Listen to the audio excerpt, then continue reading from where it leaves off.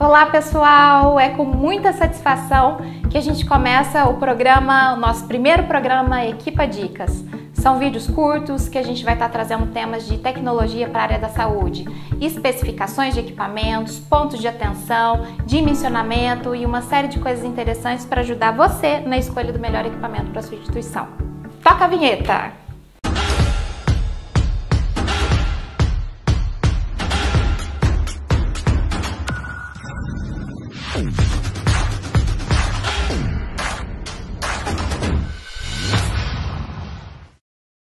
E hoje o nosso tema é como escolher um arco cirúrgico. E quem vai estar conosco é o nosso engenheiro especialista, o principal responsável por esse grupo de equipamentos na Equipacare, Paulo Lima. Muito bem-vindo, Paulo. Obrigado, Dani. Para a gente iniciar a conversa, é bom a gente entender o que é um arco cirúrgico. Um arco cirúrgico é um equipamento que emite radiação ionizante e que é destinado para fazer fluoroscopia. Ele tem a forma de um arco em C, em uma das extremidades tem um tubo de raio-x que emite a radiação e na outra extremidade tem o detector. Esse detector ele pode ser de detector digital ou intensificador de imagem. Tá bom? Os novos equipamentos, eles possuem uma tecnologia mais avançada que é o detector digital, também chamado de flat panel. A mesma tecnologia utilizada nos equipamentos de hemodinâmica hoje. Então, os arcos cirúrgicos são empregados em procedimento intraoperatório, de fluoroscopia, para auxiliar o cirurgião em tempo real, numa imagem de alta resolução. Tá bem, Paulo, muito bom. Isso aí. Diferentemente do hemodinâmico, o arco é um aparelho móvel, né? O arco cirúrgico é um aparelho móvel, por isso a gente pode estar usando ele em todas as salas cirúrgicas. Bem, feita essa introdução, Paulo, a gente percebe que as empresas têm um grande portfólio aí de modelos de arcos cirúrgicos, né? A GE, Siemens, Philips. E como é que a gente identifica, né, a categoria desses arcos? Como é que a gente pode estar classificando essas categorias?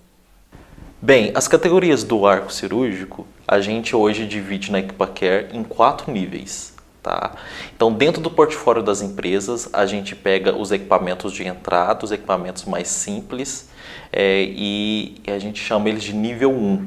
O nível 1 é um equipamento de entrada mais simples, que possui o anodo fixo e tem uma capacidade de potência de gerador mais baixa. Pode explicar pra gente o que é anodo, Paulo?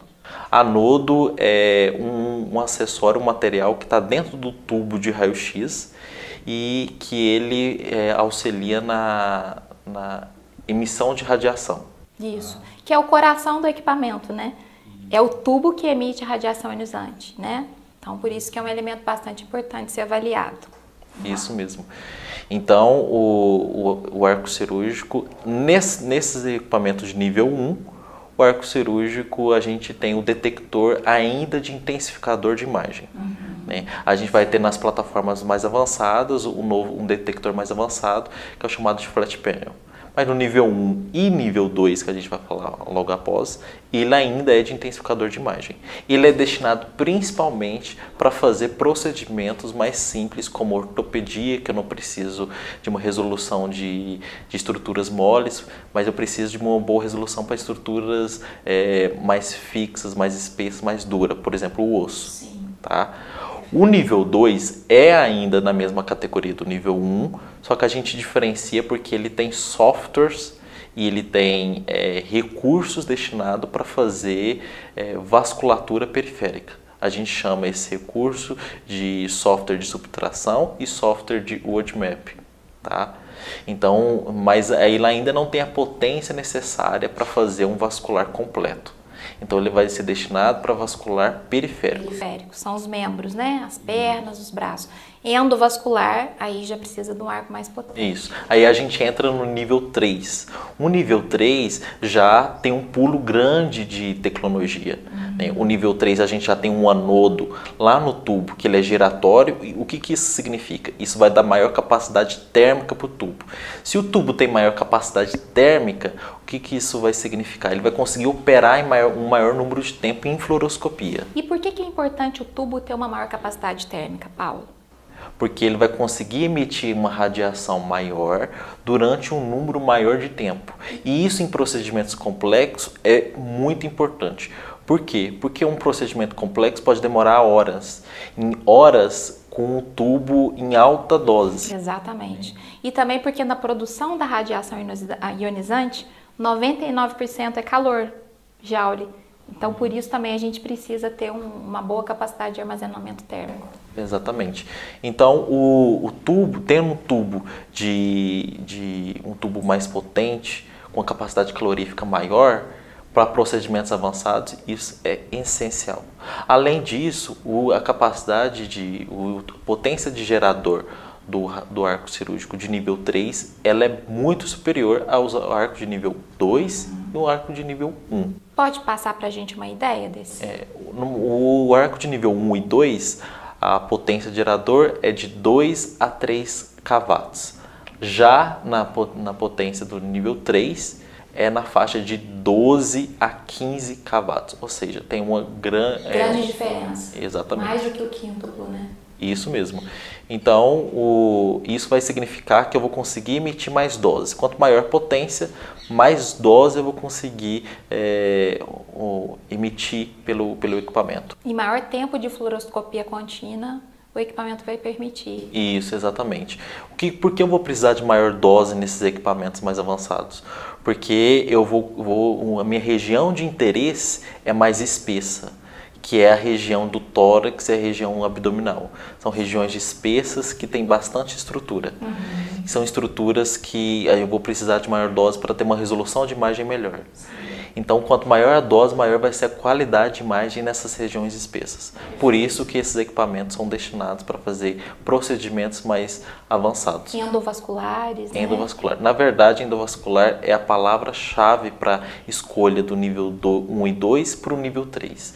Se o hospital, no caso, o cliente precisar fazer um procedimento,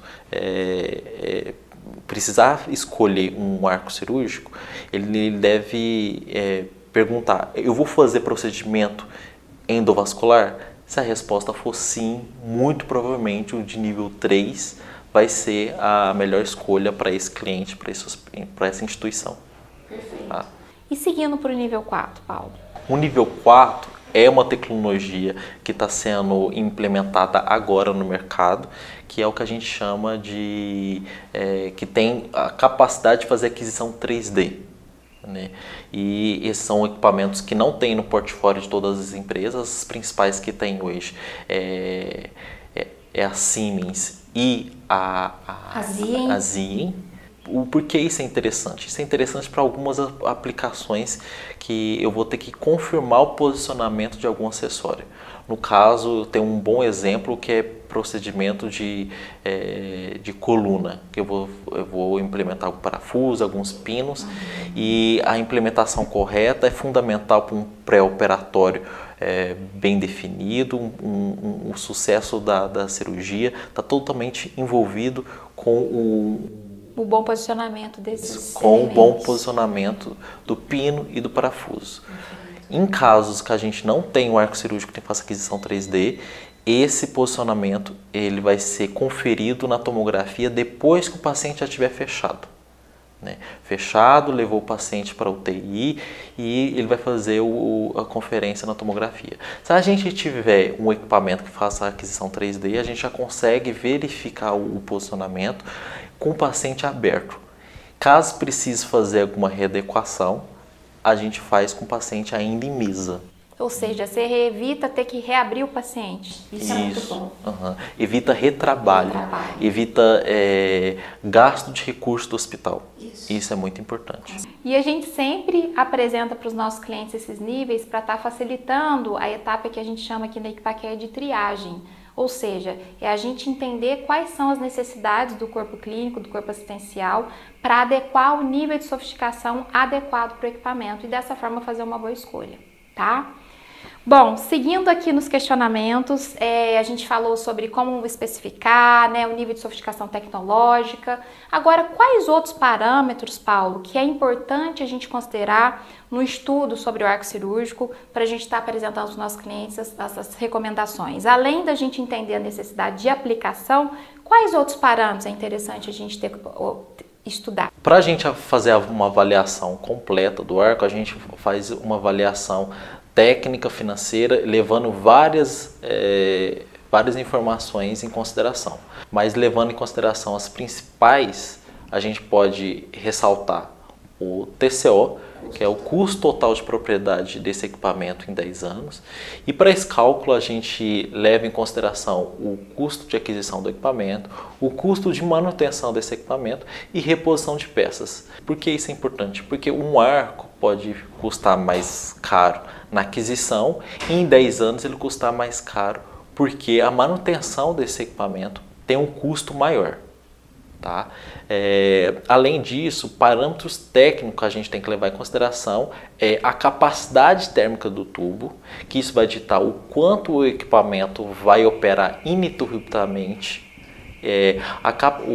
as características do detector, que isso vai digitar a resolução da imagem, os movimentos que o arco faz, porque isso vai ser importante nas projeções durante a cirurgia. Tá? E as projeções têm tá diretamente relacionado à visualização que o médico cirurgião vai conseguir ter durante o seu procedimento. E o outro ponto importante também, né, Paulo, a gente ficar atento, que às vezes as pessoas esquecem, dos parâmetros de conectividade DICOM. Porque muitas vezes a empresa fala, não, já vem tudo standard, mas às vezes o worklist não é standard, porque é a ferramenta que vai estar pegando as informações do paciente do prontuário e jogando para o arco, ou mesmo outras ferramentas de conectividade. Então, é bem importante a gente estar atento a essas questões também, né? E voltando sobre o contrato, como você bem colocou, é uma variável que tem peso, sim, na hora da gente estar avaliando o custo total de propriedade do equipamento ao longo de 10 anos. E a gente percebe que as coberturas de contrato muitas vezes podem variar de empresa para empresa, né? Às vezes tem uma empresa que tem uma modalidade específica e a outra não. Então, é um cuidado que a gente tem que ter com relação a isso, né, Paulo? Por exemplo, a gente já verificou empresas que no contrato de manutenção com peças inclui já o detector ou o intensificador como peça padrão. E o que é peça especial é só o tubo. Outras empresas já fazem uma leitura diferente. Então, pessoal, é bastante importante não somente equalizar o equipamento com relação à especificação, configuração de recursos, licenças, acessórios, como também a equalização da cobertura do contrato. A gente realmente está comparando esses contratos de forma equalizada, né? Bom, Paulo, eu acho que por fim eu queria te fazer uma pergunta que já foi tema aí de em vários encontros que a gente teve com o corpo clínico. Eventualmente sai esse tipo de questionamento que eu posso usar o arco cirúrgico para fazer procedimentos de cardiologia, né, que eu faço na hemodinâmica? Eu tenho alguma limitação? Aqui no Brasil é permitido? Como é que está essa questão, Paulo? Excelente pergunta, Dani. Na verdade, para o procedimento de cardiologia, a gente tem bastante contato com essa discussão, que entra em outra discussão. Há procedimentos que eu faço na hemodinâmica que eu poderia fazer no arco, porque um arco tem um nível de investimento inferior ao equipamento de hemodinâmica, tá? Para o arco cirúrgico e principalmente para procedimento de cardiologia, a gente hoje no Brasil é regulamentado pela Sociedade Brasileira de Hemodinâmica que procedimento de cardiologia, procedimentos avançados e complexos sejam feitos na hemodinâmica. A hemodinâmica é um equipamento fixo de fluoroscopia, um equipamento que tem uma potência de gerador maior, um equipamento que tem recursos de softwares, acessórios e uma infraestrutura mais completa para fazer determinados procedimentos. Vai dar segurança para procedimentos que a gente não vai ter no arco cirúrgico. Tá? A gente até pode fazer, por exemplo, diagnóstico de alguma patologia de vascular, de neuro no equipamento de arco cirúrgico, mas é na hemodinâmica que a gente vai ter os recursos necessários para tratar essa patologia. Tá? Porque na hemodinâmica a gente vai ter recursos de softwares que a gente consegue visualizar a vasculatura, principalmente para procedimento de neuro e vascular completo. A gente vai ter o World Map 3D, vai ter reconstrução 3D, que é possível só no arco de nível 3. Então, hoje no Brasil, a gente tem regulamentado que os principais procedimentos avançados e complexos sejam feitos no equipamento de hemodinâmica, porque vai dar uma maior segurança e eficiência nos procedimentos da instituição. Paulo, muito obrigada pela tua participação nesse programa, nesse nosso primeiro programa de abordagem de tecnologia médica. Agradeço pelo conteúdo que você trouxe, agradeço pelo teu conhecimento compartilhado aqui, tá? E a gente te espera em novos programas. E pessoal, peço para que vocês deixem seus comentários registrados e se tiver alguma dúvida sobre o tema que a gente trouxe aqui, por favor, deixe a gente saber, porque vai ser um prazer esclarecer vocês. E não se esqueça de se inscrever no nosso canal. A gente se encontra nos próximos vídeos. Tchau, tchau!